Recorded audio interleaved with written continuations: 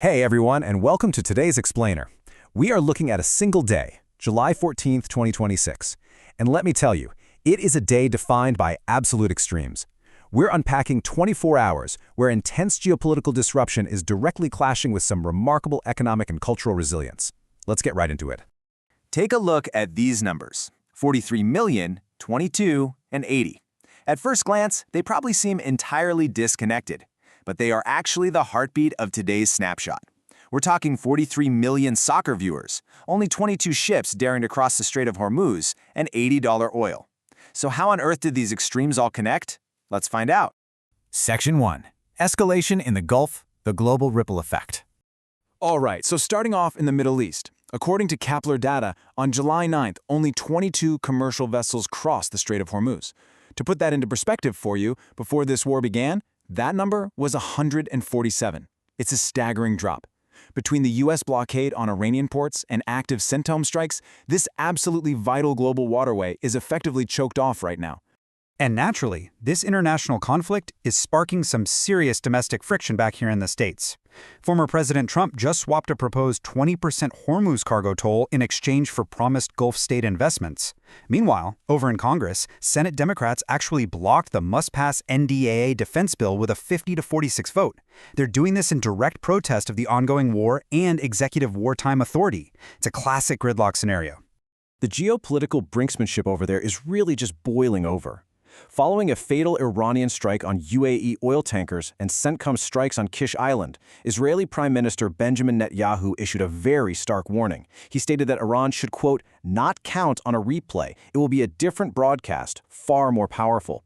Things are incredibly tense. Moving on to Section 2. Markets defy the turbulence. Wall Street's blowout earnings. Now, you might think the markets would be panicking with all this going on, but Wall Street is actually seeing blowout numbers. Goldman Sachs totally crushed estimates, up 7.6%. And JP Morgan? They reported record revenue across literally every business line, pulling in a $6.14 EPS. But then, on the flip side of that coin, you have IBM suffering a massive 22% crash. Why? Because clients are abruptly shifting their spending away from software, pivoting directly into the AI infrastructure race. It's a huge divergence. So, what does this all mean for your wallet? Well, June inflation actually cooled down to 3.5%, which beat forecasts. And the critical driver here? A solid 10% drop in gasoline prices. But I do have to point out, while the headline inflation is cooling, underlying energy costs remain a highly volatile lever in this economy. Because despite that CPI drop in gas, Brent crude is stubbornly holding above $80 a barrel, directly thanks to those Hormuz strikes we just talked about. And this elevated supply risk is creating massive windfalls domestically. Refiner stocks are skyrocketing. Valero is up 83%, and PBF Energy surged an absolutely incredible 123%. So chaos overseas is turning into major profit at home for some. Which brings us to Section 3, Coast-to-Coast Heat Dome, 60 million under advisories. Switching gears to the weather, and it is a dangerous situation out there. Over 60 million Americans are currently under heat advisories. And the greatest danger here actually isn't just those daytime highs pushing near 100 degrees, it's the overnight lows. When nighttime temperatures fail to drop below 75 or 80 degrees, the human body literally can't recover. It makes this heat wave exceptionally hazardous to human health. We're actively tracking the eastward march of this heat dome. It's like a giant blanket. After completely shattering records out in the Dakotas and Utah, it is currently baking Chicago and Minneapolis. And if you're on the East Coast, get ready, because by Wednesday, this stifling heat is expected to smother the entire I-95 corridor, all the way from D.C. up to Boston. All right, let's wrap things up on a lighter note with Section 4, record-breaking World Cup fever, the 43 million escape. Honestly, the numbers we're seeing here are staggering. 43 million viewers tuned in to watch Spain defeat France 2-0. That completely obliterates the previous U.S. television record of 30 million.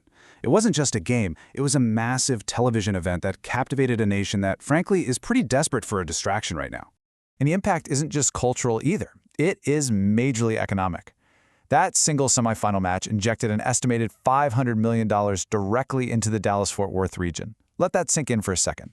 That is the largest single event economic impact in that region's entire history. And the fever isn't breaking anytime soon. It continues tonight down in Atlanta with a huge matchup, England versus Argentina. You've got Jude Bellingham's dynamic attack facing off against defending champion Lionel Messi, who, by the way, already has 8 goals and is tied for the Golden Boot. The winner of this heads to Sunday's final, where networks are projecting well over 50 million viewers. It's going to be insane. So, what should you take away from all of this? How do we even begin to navigate a world that is balancing terrifying geopolitical brinksmanship with record-breaking global entertainment?